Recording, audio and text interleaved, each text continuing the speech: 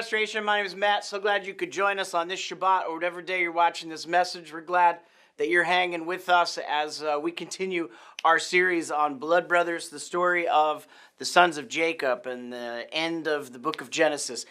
21 weeks in, this deeply dysfunctional family is finally starting to function the way it's always supposed to. But today, we ask a hard question. What do you do when following God feels like going backwards? When obedience feels like losing ground? Or when it feels like you're taking a step down and not a step up? In this series, we've talked a lot about going down, and it always means moving away from the promise, away from the mountain, away from the Lord. Every descent in the story has carried that weight. Now, just as things are turning around, Joseph's revealed himself to his brothers, and God asked Jacob to go down to Egypt, away from the land of promise, away from everything his father Isaac was told not to leave. Is going down ever God's will? If the answer is no, then Jacob is stepping outside the plan. If the answer is yes, then it means the place that looks like the wrong place is exactly where God is leading him. So today, in part 21 of our series, we stop with Jacob at the well of the oath. Well, Pharaoh tells Joseph to send wagons and get all your stuff and bring your father because the best of Egypt will be yours, Goshen. So the brothers load up the wagons from Pharaoh, and they take provisions for the road and gifts and changes of clothing and silver and donkeys loaded with the best of Egypt. And they ride north towards Canaan to tell their father the best news. Genesis 45 and verse 26. They told him saying, Joseph is still alive, and he is ruler of the whole land of Egypt. And his heart went numb, for he did not believe them. The Hebrew here is vayifag lebo. It's his heart stopped. His heart fainted. It went cold. He dies in this moment, like a heart attack, metaphorically. Well, he's only mostly dead. He hears Joseph's words from his brothers, and then he sees the wagons, which is the physical evidence of what the brothers are saying is true. Verse 27. They told him all that Joseph had said. And when he saw the wagons that Joseph had sent to pick him up, the spirit of their father Jacob revived. In Hebrew, that's vatchi ruach Yaakov. The spirit of Jacob came back to life. This is a mini death and resurrection. Death and resurrection is not a Christian invention, by the way. It's all throughout the Torah. And now Jacob moves from Hebron, where the family is from, and where his fathers are buried, 26 miles south. They're all moving towards, they go south. And they stop in Genesis 46, verse 1. So Israel set out, along with everything that belonged to him, when he came to Beer-sheva. Beer-sheva is a place packed with meaning and significance.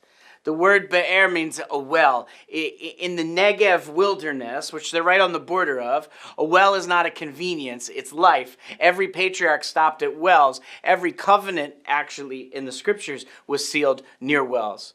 And Sheva means 7. It's the number of creation, the number God rested on, the number that marks divine completeness through the entire Hebrew Bible.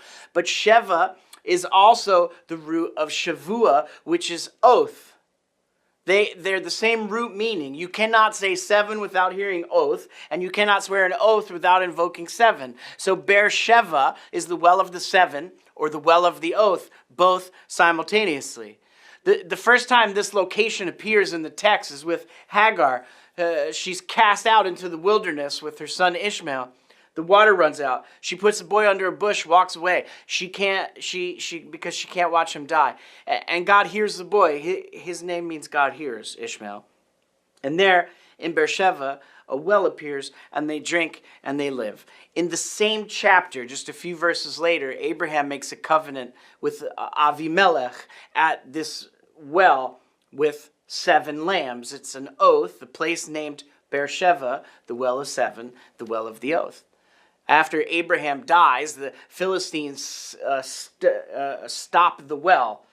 Isaac, his son, reopens it, and Avimelech returns to the story. It's a different king with the same title, another dispute, another covenant, another oath, and Isaac names the well Sheva, which is 7, the number of the oath. And the narrator adds, therefore, the city is called Beer-sheva to this day. It's the same place, the same covenant, the same God. And for Jacob, this is not a random stop. He stops at Beer-sheva on purpose so that he can ask the Lord. And the way that he asks the Lord is he offers sacrifices to the God of his father Isaac. Now, why is it the God of his father Isaac specifically? Why is it not the God of Abraham and the God of Isaac? Or because Isaac is told at this very place, do not go down to Egypt. Isaac obeys. He stayed. He was going to go to Egypt. The Lord tells him not to at Beer-sheva. And God met him there that night with the same words that he's going to say to Jacob. But first, look at what he says. The Lord says to Isaac in Genesis 26 and verse 24. The Lord appeared to him that night and said, I am the God of your father Abraham. Do not be afraid, for I am with you, and I will bless you and multiply your seed for the sake of Abraham, my servant. So the God of your father and do not be afraid are things that are said at Beer-sheva. The covenant is renewed. The covenant that God made with Abraham, he makes with Isaac in the same place. Now Jacob is standing at the same well with the same question. Should I go to Egypt? Which is what his father was told not to do at this same place. And so the sacrifice is a question. Is this you, Lord? My father was told to stay. Should I go? And God answers in visions of the night. God said to Israel, Genesis 46, verse 2. Throughout this series, we've noted that God speaks to the patriarchs through Genesis, Abraham, Isaac, Jacob, but not to Jacob's sons in Genesis 37 and on. The direct voice of God belongs to Abraham, Isaac, and Jacob, not Joseph, not Judah, not the brothers. The last time God spoke directly in Genesis was to Jacob before the coat of many colors, before the pit, before any of this 22 years ago. And now in Genesis 46, the voice comes back one more time for Jacob at the last possible moment before the patriarchal era ends. God says to Israel, Jacob, Jacob. Now, when God calls a name twice in the Hebrew Bible, a hinge is turning. Something is about to change that changes everything. It happened with Abraham at the Akedah, which is the almost sacrifice of Isaac, because he was only mostly dead too. And the Lord says, Abraham, Abraham, the covenant is sealed at the hardest moment. And here in Genesis 46, Jacob, Jacob at Beer-sheva, the threshold of Egypt. The first time God spoke directly to Jacob, he was fleeing from his brother. The last time is right here in Genesis 46 at Beer-sheva, at the border of the wilderness. The same God, the same words, the same promise. This is the last of the 3 patriarchs. Here's his name called twice before a long silence begins. And Jacob answers just like his grandfather Abraham answered. Hineni, he said. Here I am. The same word Abraham spoke at the Akedah, full presence, full surrender. Whatever you're about to say to me, Lord, I'm here and I'm yours. God answers with 3 things. And we got to be careful not to move past them too quickly, because it's all in one sentence. The first is, it's in Genesis 46, verse 3. First, I am God, the God of your father, he said. This is about identity. I am God, the God of your father. It's the same words that God spoke to Isaac at Beer-sheva. Jacob knows which father. Isaac, the God who has been there the whole time, is the one who is speaking. Then he says, second, do not be afraid to go to Egypt, to go down to Egypt. The fear is named directly, right? Jacob is not afraid of a long journey. He's afraid of leaving the land of promise, of doing what his father was told not to do, of stepping outside the geography of the promise. And God names the fear just as he did with Isaac. He doesn't say, don't be foolish. He says, look, I see it. Don't be afraid to go down. The covenant travels. I travel. I'll be with you in Egypt. Go down. The third thing the Lord says is, for I will turn you into a great nation there. The promise will go with him. There. In Egypt. Not here in the land of Israel. There. Not despite Egypt, through Egypt. Egypt is not the obstacle to the promise. Egypt is the instrument of promise. And Jacob is leaving the land God promised to Abraham, Isaac, and to him. And God is saying, the family you are taking into Egypt will come back as a nation. They cannot become what I need them to be here. You have to go down first. And the Lord adds this assurance in verse 4, Genesis 46, verse 4. I myself will go down with you to Egypt, and I myself will also most certainly bring you up. Both directions in one breath. Anochi is I myself. It's emphatic. The going down, I myself. The coming up, I myself. God says them in one breath at Beer-sheva. The going down is immediate. Jacob's going to get up and he's going to move to Egypt.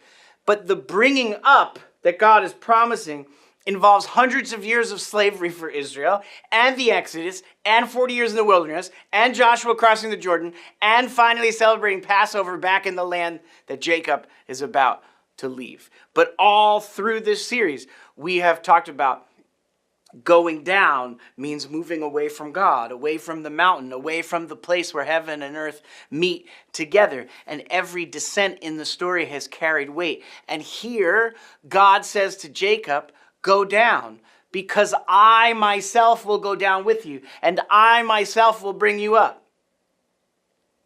From this moment, the last time the Lord speaks in Genesis, the next time he speaks is to Moses in Exodus. It's 400 years later. Moses is in Midian, and he finds a bush that burns and is not consumed. Exodus chapter 3 and verse 4. When Adonai saw that he turned to look, he called to him out of the midst of the bush, and he said, Moses, Moses. And it's the same double name calling, the same hinge turning. Something's about to change that changes everything. And Moses answers the same way that Jacob answers, and the same way that Abraham answers. He answered, Hineni, here I am. And then God answers him. And he says in verse 6, the Lord said, I am the God of your father.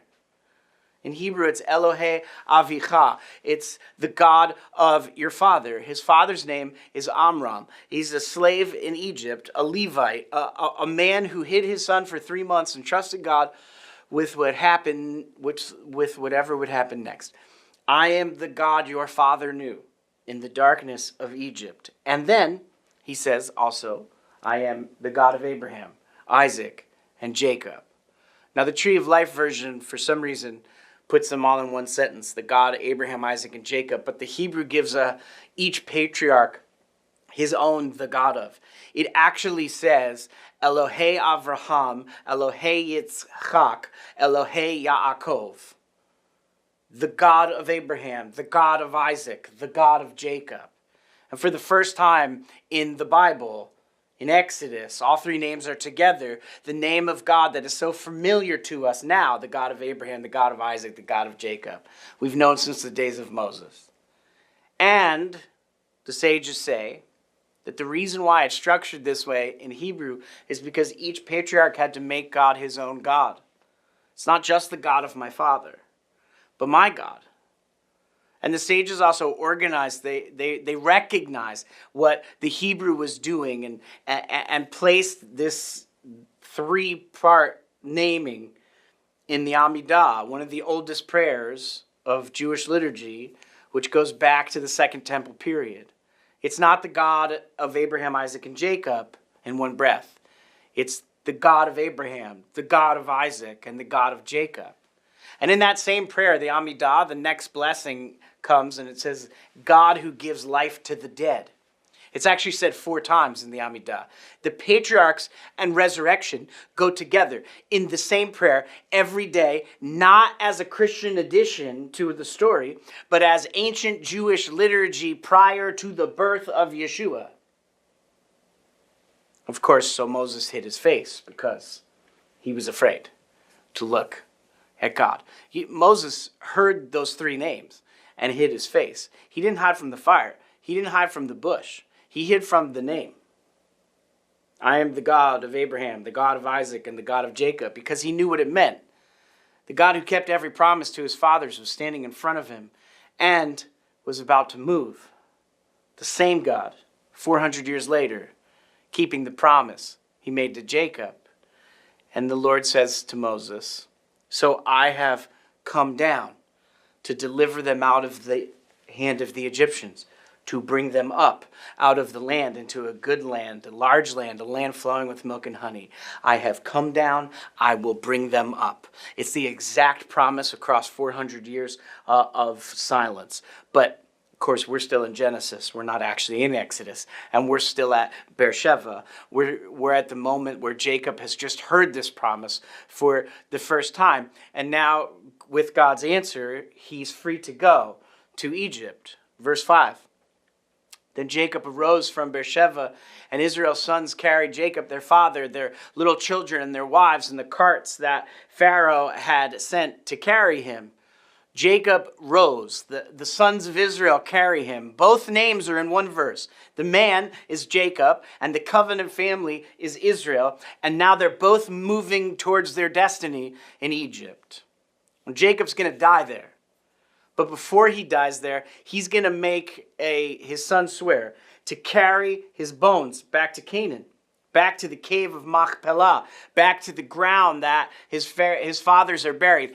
And at the end of Genesis, Joseph is actually going to do the same thing. He's going to tell his people to carry his bones up from this place and back to the land of Israel. Because they all go down, even their bones come up. The going down leads to going up, even in death. And as we've been reading and meditating on this narrative over these 21 weeks, we know that in the first century, there were Jewish people reading the same story in the Roman Empire, and they knew the story, which is why Matthew opens his gospel with the genealogy, a Jewish man writing to Jewish people who know this family, these names, and this pattern. And just like today, in the first century, Jewish families named their children after the patriarchs, after the 12 tribes, and after the prophets. And Yeshua's family is no different. His father's name is Joseph. It's the son who went to Egypt and saved his family. His mother's name is Miriam. That's the Hebrew name of Moses' sister, the one who watched over the basket in the Nile and led Israel in song after the Exodus. One of Yeshua's brothers is Yaakov. His name is Jacob. He's the third patriarch and also the name of Yeshua's actual grandfather. They're all the same names because they're all the same family and the same stories running in the same bloodline. And Yeshua, whose name means salvation, is the one the whole story was pointing toward in the first place. The pattern runs again in Matthew chapter 2. So an angel of the Lord appears to Joseph, the father of Yeshua, not the one in Genesis, and in a dream at night. Go down to Egypt, Matthew 2, verse 14. So he got up, took the child and his mother during the night, and they went to Egypt. Joseph rises the same night and goes. It's the same obedience that Jacob showed when he was told to go down to Egypt, because the pattern runs in the family. People look at this, Yeshua going to Egypt sometimes today, and I see it around Christmas, when people want to make the case that he went to Egypt and he was an immigrant and he knows what it's like to flee persecution, to immigrate somewhere else. But when you turn it into that, you miss the entire point. Matthew's not writing an immigration story. He's showing you that Yeshua is living Israel's entire story in a single life. Israel spent 400 years in Egypt. Yeshua spent maybe 2. But the length's not the point. The pattern is going down and coming up. And so after a time that they're in Egypt, an angel of the Lord appears to Joseph again and tells him to bring the child home. Matthew chapter 2, verse 21. So he got up, took the child and his mother, and went to the land of Israel. Watch. Israel goes down to Egypt. Yeshua goes down to Egypt. Israel comes up from Egypt. Yeshua comes up from Egypt. This fulfills Hosea chapter 11, verse 1, which Matthew talks about. God calls his son out of Egypt. Hosea was speaking of Israel. Matthew says it's happening again in the person of Yeshua. See, the promise that God made to Jacob at the well of the oath, I myself will bring you up, Yeshua is its fulfillment. Going down into Egypt as a child so that he can come up and complete the entire story his family's been living for 2,000 years. The going down always leads to the going up. Jacob knew it at Beer-sheva. Israel would find out at the Exodus. And now in Yeshua, the whole pattern is complete. And friends, the God who spoke to Jacob is speaking the same words to us today. And we got to remember what he said. Go over what he said, because he's saying it to you and to me. First, I am the God of your father. I am God, the God of your father. This is about continuity. It's the same God all the way through. It's one God who keeps showing up generation after generation at every well, at every border, in every night of fear. He is still here. The second thing he says to us is do not be afraid. This is the most repeated command in the entire Bible. And it's never a general comfort. It's always attached to something that God is asking that doesn't make sense. Leaving everything you know. And fear is always a reasonable response to being asked to leave everything you know. Do not be afraid is not God saying there's nothing to fear. It's God saying, I know what I'm asking of you. I understand what it will cost you, but trust me anyway. Because when God speaks and it doesn't make sense, our job is do not be afraid. The third thing is I will make you into a great nation there. The promise goes where you go. Not always here, but also there. And sometimes it's in a place that looks and feels like the wrong place. Maybe something you didn't choose and you can't fully understand why it's happening. God has been making a great nation out of frightened families in the wrong place since Abraham left Haran. And he's still doing it today. These three things are not just for Jacob in the text. They're for everyone watching this message. And who you are changes how they land. If you're Jewish, the God of your fathers is calling you home. Death and resurrection have always been the story of our people. It's in the text of Genesis. It's in the Amidah. And Yeshua, from the tribe of Judah, son of David, son of Abraham, is the fulfillment of the hopes our people have been carrying since Abraham. He is the one our fathers were waiting for. Cry out, Hineni, here I am, and come home. If you're an Arab, if you're trace your fathers back to Ishmael or to Keturah, Abraham's other wives and children, your father is Abraham. The first story at the well of Beer-sheva is your story. God heard Ishmael crying in the wilderness of Beer-sheva and opened a well. The God of Abraham did not forget his other sons. And he's calling you back too, not to what comes centuries later, but to the God that Abraham knew. His name is Yeshua. He's the seed of Abraham through whom God promised to bless every nation on earth. And that promise has always been meant for you too. So cry out, Hineni, here I am. And come back to the God of your father Abraham. If you're a Gentile, if you're from the nations, if your fathers worship something else or maybe nothing at all, you are not outside of this story. You are exactly who it was always moving toward. God called Abraham so that through him all the families of the earth would be blessed, every family, including yours. And he knit you together in your mother's womb. And he sent Yeshua from this family through this story for you. You're the point of it. So cry out, Hineni, here I am, and come back to the God who formed you in your mother's womb.